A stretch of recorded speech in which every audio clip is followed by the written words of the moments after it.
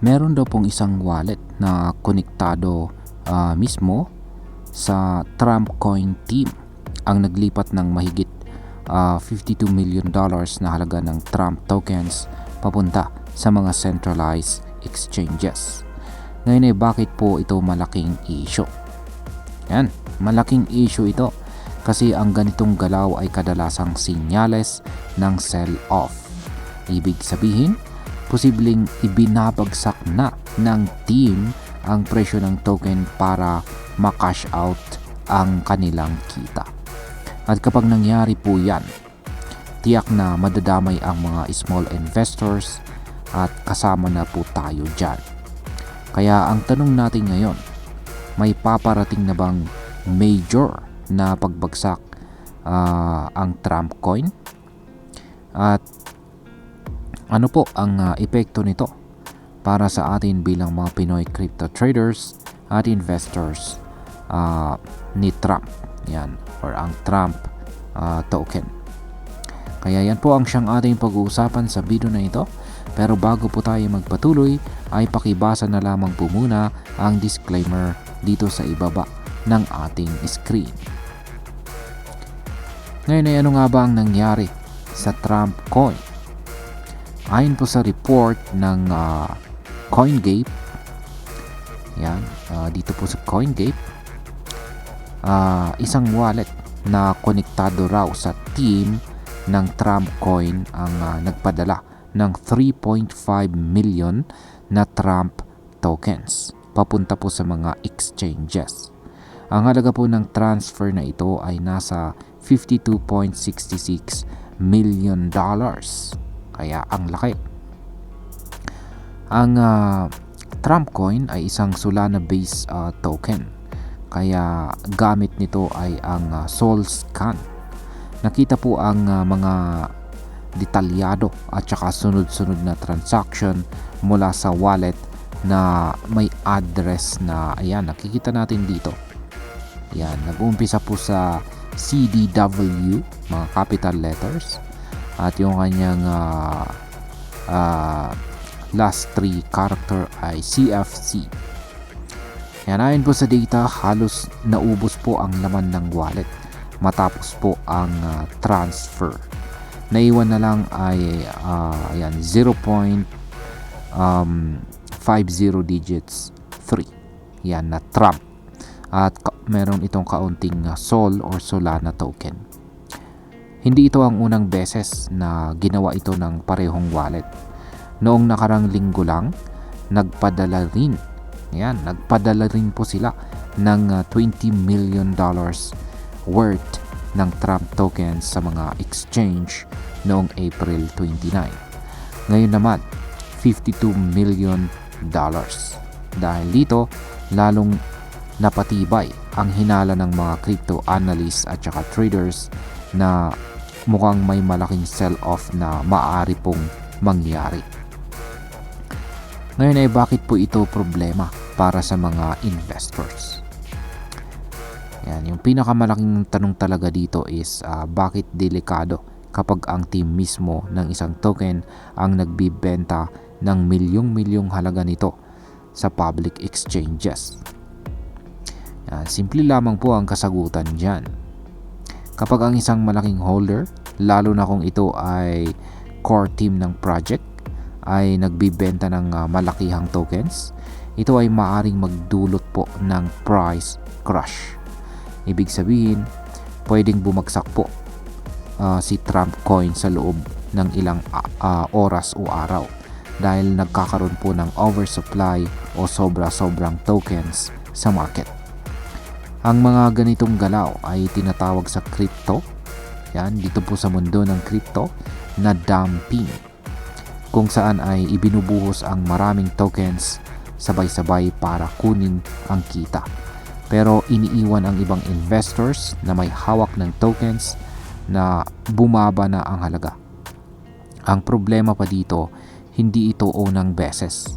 Kung nagiging pattern na ito ng team, ibig sabihin ay wala silang long-term commitment sa token at maaring isa lang itong pump and dump scheme. Ngayon ay ang sunod po nating katanungan dito ay may kinalaman ba ito? May kinalaman ba ang politika dito? Ayon po sa mga ulat, may kontrobersiya sa likod ng Trump coin. May mga senador mula sa Democratic Party sa Amerika ang humihiling ng imbestigasyon kaugnay ng isang paparating na dinner kung saan ang mga top holders ng token ay iimbitahan daw ni Pangulong Donald Trump.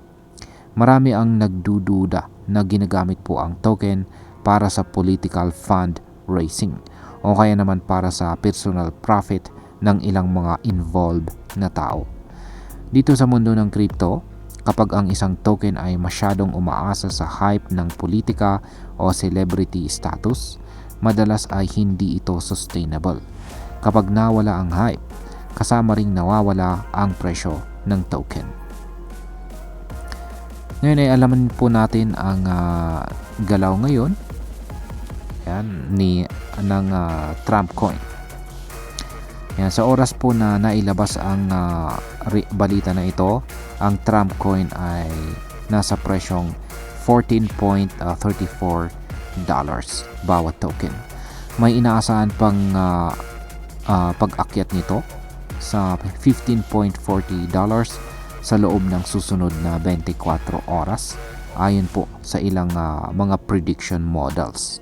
Pero tandaan natin, kahit mukhang umaakyat po ang presyo nito ngayon, posibleng ito ay pansamantala lamang at bahagi ng tinatawag na exit pump kung saan pinapataas muna ang presyo bago tuluyang ibagsak sa pagbebenta. Kaya kung balak mo pong pumasok dito kay Trump coin ngayon, dublein mo ang pag-iingat at siguraduhin na iintindihan mo ang risk. Ngayon ay ano naman po ang dapat nating gawin bilang mga Pinoy investors? Ngayon, una ay ito po ay isang paalala sa ating lahat na huwag basta-basta mag-invest sa token na puro hype lamang at walang solid foundation. Oo, nakakatukso ang mga tokens na may celebrity o political branding, pero hindi po ito garantiya ng tagumpay. Pangalawa, bantayan po natin palagi ang on-chain activity. Sa ngayon, available na po sa publiko ang mga tools tulad po ng SolScan, Look on-chain at saka iba pa para ma-check natin kung sino ang nagbebenta o bumibili ng tokens. Kung nakita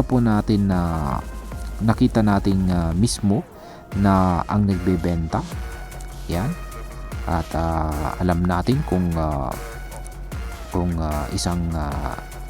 ang team mismo ang nagbebenta, red flag na po kaagad yan.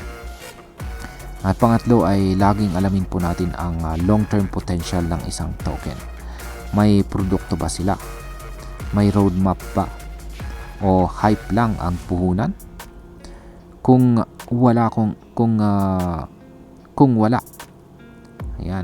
po tayo masyadong makitang dahilan kung bakit tataas pa ito sa susunod na taon, mas mabuting wag po nating ipagsapalaran ang ating pinaghirapang pera. Bilang panghuli, ang masasabi ko naman tungkol dito ay sa totoo lang ay hindi na ako nagulat sa galaw na ito ng Trump coin. Sa dami po ng mga meme coins at saka politically branded tokens ngayon, halos pare-pareho lang ang pattern. Pasiklab po sa umpisa, dami ng hype, pero sa bandang huli ay nauuwi sa pagbagsak. Kung ang mismong team na ang nagbebenta ng milyon-milyon, para sa akin, malinaw na sinyalis ito na baka hindi na nila balak patagalin pa ang project. Hindi ko sinasabing scam ito, pero tiyak na high-risk investment ito. Kung talagang gusto mong sumugal sa mga ganitong klase ng token, dapat ay handa kang mawalan. Para sa mga bagong crypto investors dito sa Pilipinas, sana ay maging aral ito. Huwag lang tayong tumingin sa presyo. Alamin po natin ang buong kwento sa likod ng token. Hanggang dito na lamang po tayo sa video na ito mga ka-crypto. Marami pong salamat sa panonood. Ingat po tayo lagi at God bless po sa ating lahat.